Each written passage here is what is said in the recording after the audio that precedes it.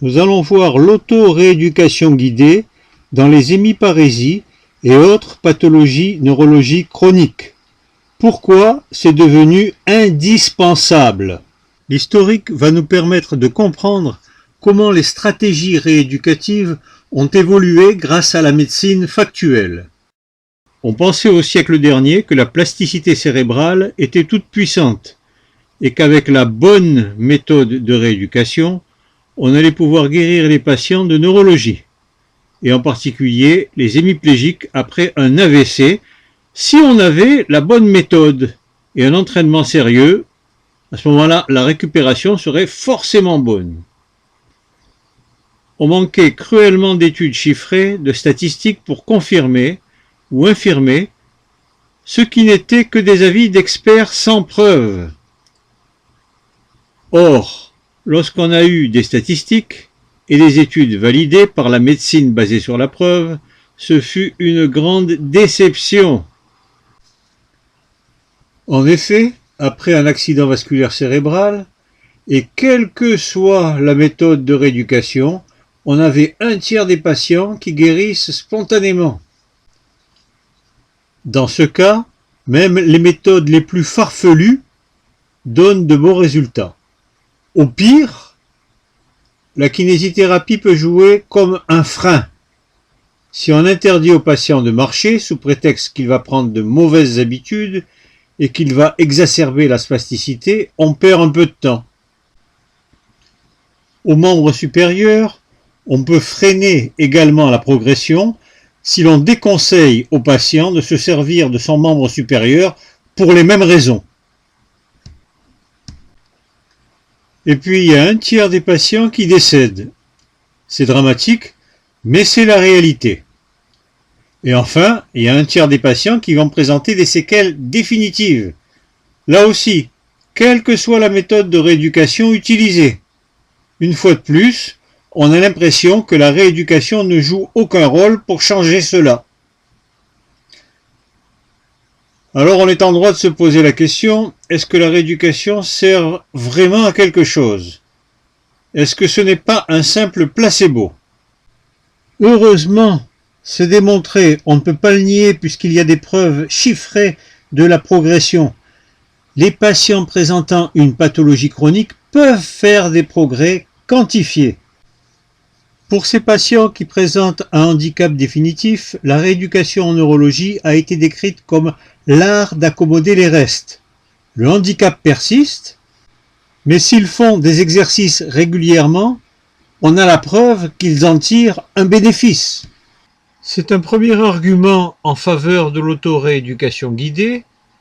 Les patients présentant une atteinte chronique peuvent faire des progrès à condition de s'entraîner régulièrement. Du XXe siècle, on a encore hérité de deux autres idées fausses, qui venaient en grande partie d'un certain Konrad Lorenz. Ce grand scientifique a reçu en 1973 le prix Nobel de physiologie-médecine pour ses travaux concernant les oies cendrées. Il s'était aperçu que les oisillons qui sortaient de l'œuf s'attachaient immédiatement à la première personne qu'elles voyaient et la suivaient comme si c'était leur mère. Il y avait une période critique à la sortie de l'œuf pendant laquelle cette fixation avait lieu et après cela, c'était irréversible. On peut voir sur des films de l'époque qu'elles suivaient Konrad Lorenz comme si c'était leur mère. Si on mettait ces petites oies en contact avec leur vraie mère, elles ne pouvaient plus s'y attacher. Il y avait une empreinte définitive dans leur mémoire et donc dans leur cervelle d'oiseau au cours de cette période critique qui suivait l'éclosion de l'œuf. Konrad Lorenz ne s'est jamais occupé de rééducation. Il étudiait uniquement le comportement animal. Malheureusement, ces idées ont été reprises par certains rééducateurs qui ont voulu les appliquer chez les patients de neurologie. Et ce fut catastrophique. La première idée fausse inspirée par Konrad Lorenz et ses oies cendrées peut s'énoncer ainsi. La marche précoce est contre-indiquée après un accident vasculaire cérébral, mais pas seulement. Chez les jeunes patients présentant une paralysie cérébrale, c'est également contre-indiqué. Les mauvaises habitudes de marche vont se fixer à tout jamais dans la mémoire gestuelle du patient et vont l'empêcher de progresser. De plus, la marche augmente le tonus et donc permet à la spasticité de se manifester et de se fixer définitivement dans le cerveau des patients, un peu comme s'ils étaient des oies cendrées de Konrad Lorenz. De ce fait, on interdisait aux patients de marcher tant qu'ils ne marchaient pas bien. Les patients présentant un accident vasculaire cérébral étaient donc confinés au fauteuil toute la journée, pour ne pas qu'ils prennent de mauvaises habitudes en marchant et pour que la spasticité ne se manifeste pas au cours de cette période critique des premiers mois suivant un accident vasculaire cérébral. On pouvait, à la rigueur, marcher quelques minutes par jour sous la surveillance du kinésithérapeute qui devait corriger en permanence les défauts de marche, mais on ne devait pas laisser le patient s'auto-organiser pour marcher. La marche ne faisait pas partie des priorités, bien au contraire, il fallait la retarder le plus possible. Mais les patients de neurologie, et en particulier les accidents vasculaires cérébraux, ne sont pas des oies cendrées sortant de l'œuf. La médecine basée sur la preuve a démontré que tous ces arguments étaient erronés.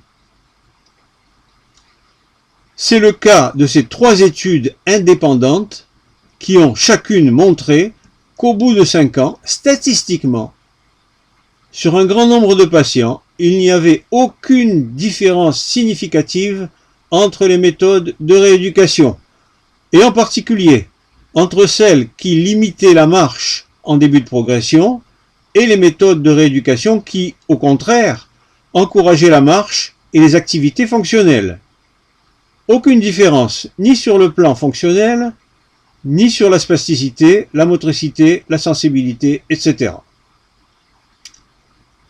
C'est donc la preuve que c'est bien la lésion cérébrale qui détermine la pathologie et non pas la rééducation. C'est la lésion cérébrale qui détermine également la spasticité. Si on empêche le patient de bouger, cette spasticité ne va pas se manifester, puisqu'au repos, le tonus reste bas. Mais on ne peut pas rester toute sa vie sans bouger. Dès que le patient va bouger, la spasticité va se manifester, car on n'a pas supprimé la pathologie. En mettant le sujet au repos, on n'a pas diminué la spasticité, on a diminué provisoirement sa manifestation. Il est donc néfaste de confiner le patient au fauteuil. Il va prendre l'habitude de la sédentarité, organiser sa vie dans son fauteuil en évitant le plus possible de marcher et considérer la déambulation comme une activité dangereuse qui augmente sa spasticité. Il est beaucoup plus réaliste de lui apprendre à maîtriser son handicap et sa spasticité au cours des activités fonctionnelles. La simple pratique assidue d'une activité fonctionnelle comme l'augmentation régulière du périmètre de marche avec ou sans aide technique permet la diminution du coût énergétique et donc des contractions parasites, ce qui diminue la gêne occasionnée par la spasticité lors de la marche. Et l'on peut chiffrer, on peut quantifier facilement les progrès qui sont presque quotidiens en début de progression. Par exemple, le périmètre de marche augmente. Il suffit de noter le nombre de pas ou la distance parcourue en mètres. C'est l'apprentissage par essai-erreur et auto-organisation des mouvements. On a également une optimisation des paramètres spatio-temporels et de la demande attentionnelle. La quantité de pratique va améliorer la qualité gestuelle par auto-organisation des mouvements. Le patient ne sera pas guéri, mais il va progresser à l'intérieur de son handicap, s'il s'entraîne avec persévérance. C'est un bon argument en faveur de l'auto-rééducation des patients présentant une atteinte neurologique chronique. Une autre idée fausse, inspirée par Konrad Lorenz et ses fameuses lois cendrées, qui a coûté très cher à la société tout en étant inefficace. On peut résumer ainsi cette idée fausse. Une fois la rééducation initiale terminée, parfois au bout de 6 mois, les acquis du patient vont perdurer, vont se maintenir dans le temps. Or, la rééducation basée sur la preuve a montré que les progrès acquis au cours de la soi-disant période critique des 6 mois suivant l'accident vasculaire cérébral ne se fixaient pas définitivement dans la mémoire gestuelle du patient. Avec en particulier cet article validé par la Cochrane Librairie et qui a jeté la stupéfaction parmi ceux qui avaient encore des illusions. Cet article, je le traduis, le résultat fonctionnel et moteur 5 ans après un accident vasculaire cérébral équivaut à un résultat à 2 mois, selon une évaluation de la réadaptation des patients présentant un accident vasculaire cérébral dans plusieurs centres de rééducation situés dans plusieurs nations d'Europe. Dans cet article, qui porte sur un nombre important de patients, on voit bien que non seulement les performances des patients ne sont pas conservées, mais qu'elles régressent. Et au bout de 5 ans, on a perdu ce qui avait été acquis après 2 mois. Tout ce qui est acquis après 2 mois est perdu. Il y a plusieurs raisons à cette perte, mais la plus évidente est l'arrêt de l'entraînement intensif. Tout entraînement qui permet au patient de dépasser ses limites naturelles doit être entretenu. C'est vrai pour les patients, mais c'est également vrai pour les sujets sains qui veulent maintenir des performances physiques un peu difficiles à pratiquer à un bon niveau. Par exemple, si on veut bien danser la salsa en variant les passes pour éviter la monotonie, il faut danser régulièrement. Si l'on veut jouer au tennis avec des personnes qui ne sont pas débutantes, si on veut être apprécié par son équipe de basket, si on veut jouer de la guitare sans faire de fausses notes, etc., il faut entretenir ses performances avec régularité et persévérance. Maître Funakoshi, fondateur du karaté moderne, en avait fait 2 préceptes. Le premier précepte, le karaté est comme l'eau bouillante. Si on ne la maintient pas à haute température, elle se refroidit. Et deuxième précepte, l'entraînement en karaté dure la vie entière. Alors c'est un argument fort en faveur des contrats d'autorééducation guidée qui doivent maintenir les performances du patient à leur plus haut niveau et qui doivent être pratiqués avec persévérance. Parmi les performances à entretenir à leur plus haut niveau, il y a la déambulation. Voilà ce que la Haute Autorité de Santé, la HAS, recommande actuellement. La rééducation fonctionnelle de la marche est recommandée dès que possible et doit être poursuivie tout au long de l'évolution de l'AVC pour améliorer l'indépendance fonctionnelle dans les déplacements. C'est même une recommandation de grade B. Autre bonne nouvelle pour toutes les pathologies neurologiques chroniques, on peut avoir des progrès importants si on s'y met, même plusieurs années après le début de la pathologie, même plusieurs années après un AVC. Ces progrès ne sont pas liés à l'évolution spontanée de la pathologie, ils sont la preuve de l'efficacité de la rééducation et de l'auto-rééducation.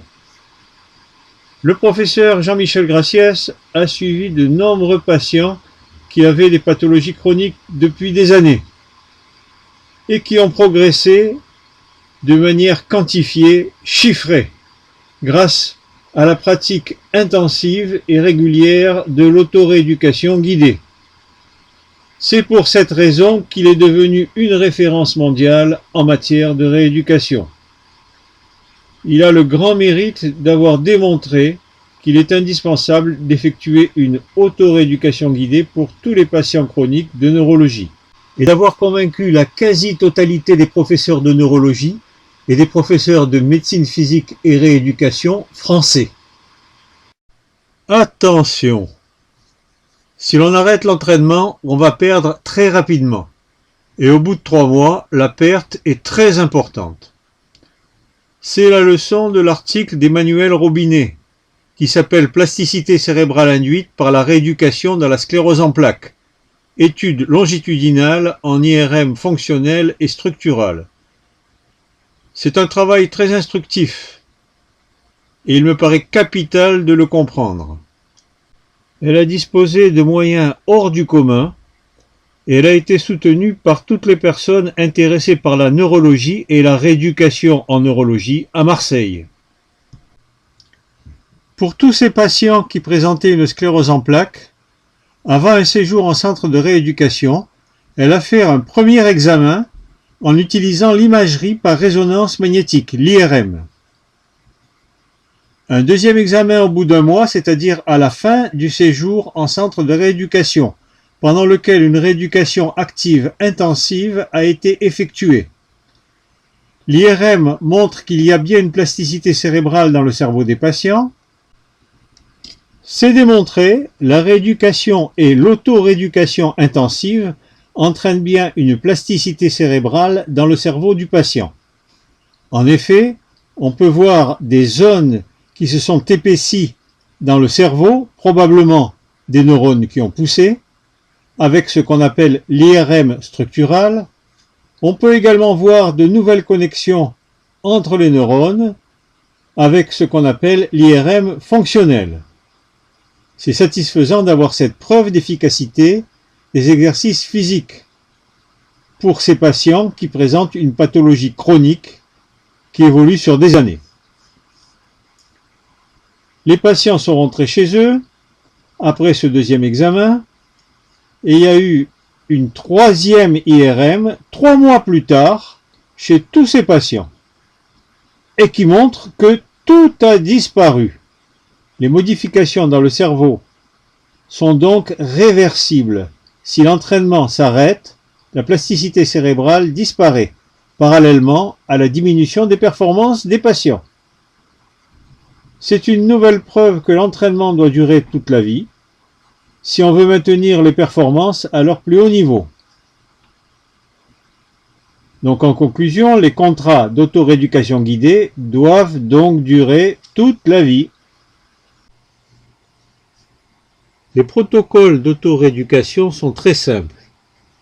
Ils comportent 3 types d'exercices qui peuvent progresser si on les pratique régulièrement.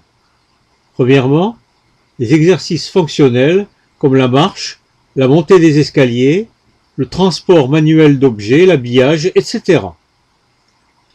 Deuxièmement, des exercices d'auto-assouplissement qui permettent en particulier d'étirer les muscles polyarticulaires les plus spastiques, lorsqu'il y a une spasticité, et qui permettent de lutter contre toutes les rétractions et diminutions d'amplitude. Troisièmement, des exercices de renforcement des muscles opposés aux muscles spastiques, comme les abducteurs de hanche, les fléchisseurs dorsaux, etc. Dans une autre vidéo intitulée « Autorééducation guidée en neurologie », nous présenterons les différents protocoles, le protocole de Jean-Michel Graciès, celui de l'hôpital Raymond Poincaré à Garches, celui de l'Institut Pomponiana à Hyères, le protocole Tabata et les protocoles inspirés par les niveaux d'évolution moteur.